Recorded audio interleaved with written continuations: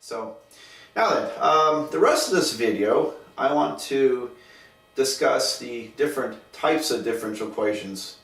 And for example, here's a first order linear differential equation. Y prime plus x squared y equals to sine x. Alright, now this is called a linear first order differential equation, non-homogeneous. Okay, you'll pick up on this terminology here as we go along. It's first order because there's a first derivative in the equation. It's a differential equation because there's a derivative in an equation.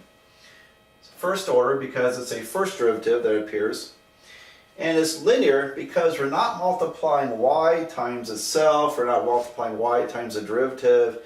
You know, the y's and the y primes are standalone in their terms. Even though there's x squared multiplying y, this is still a linear first order differential equation.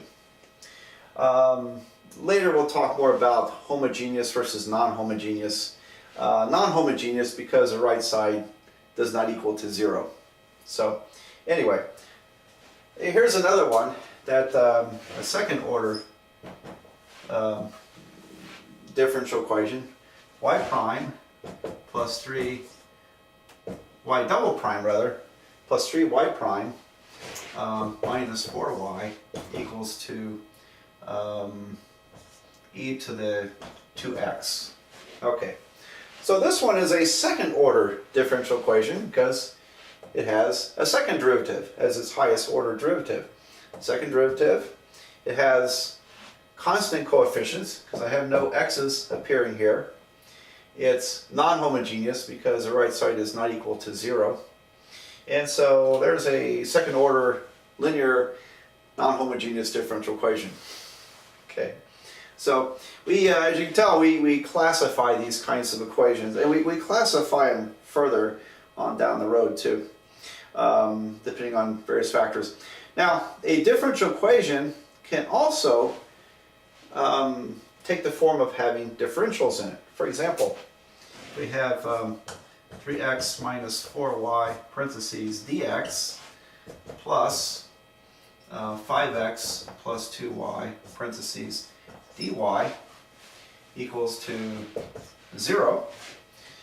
That's a differential equation. I have differentials.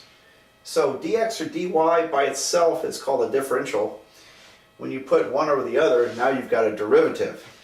And in fact, if I divided the whole equation by the differential dx, now I've got 3x minus 4y plus, because the dx's cancel here, parentheses 5x plus 2y dy over dx equals to 0.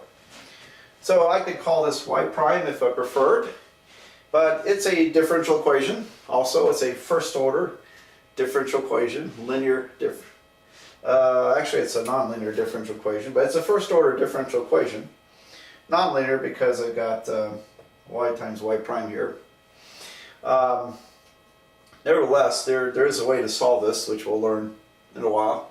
A few videos down the road we'll learn how to solve this particular type of equation. But anyway, a differential equation can also take on this form. That was my point. If it has differentials in it, it's also a differential equation. And all right, now a few other odds and ends here about these.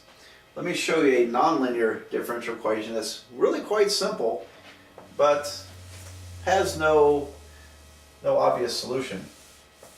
And comes from Newton's law of gravitation, which says that the gravitational attraction between two bodies is inversely proportional to the square of the distance between them. For example, standing here, we're about 4,000 miles, yeah, give or take, about 40 miles, from the center of the Earth. We'll just let's just call it 4,000. So we're about 4,000 miles from the center of the Earth. And now, if you were to go out to a distance of an additional 4,000, in other words, 8,000 miles out, you're now twice as far from the center of the Earth. And Newton's would say that the gravitational pull from out here is 1/4, because it's twice as far. Inversely to the square, take 1 over 2 squared is 1/4. Gravitational pull out here is 1/4 as it is there. All right, now how would we translate that? Well, if y of t equals to position, then your first derivative is velocity, or in one dimension is called speed, velocity, and your second derivative is acceleration. Now I'll talk more about this as we need to, because I'm getting into a little bit of the physics stuff, but perhaps through calculus you're familiar with these techniques. All right, so how does this all translate? Well, the gravitational acceleration is inversely proportional to the square of the distance. And so translate that into equation form, we have the second derivative, y double prime, is equal to k over y squared. And if I were to clear the fractions here, multiply by y squared, I've got y squared y double prime equals to k. Again, k is a constant. But this is a second order nonlinear differential equation, because I'm multiplying y's and derivatives together. And so this one's nonlinear. And it's also not solvable by functions we're familiar with. So you think about what functions do we play with in math? Yeah, we play with polynomials a lot. We have rational functions are polynomials divided by polynomials. We play with square roots and cube roots and all kinds of radicals.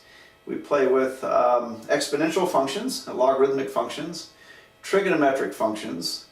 Part of the exponential functions are called hyperbolic functions. We'll encounter them in this course. And those are the main functions we play with in differential equations. And it's not a big list. And so it turns out the function that solves this problem is not recognizable because we don't have a name for it. And so to solve that, we'll need to solve it by a numerical technique. We'll have to approximate it.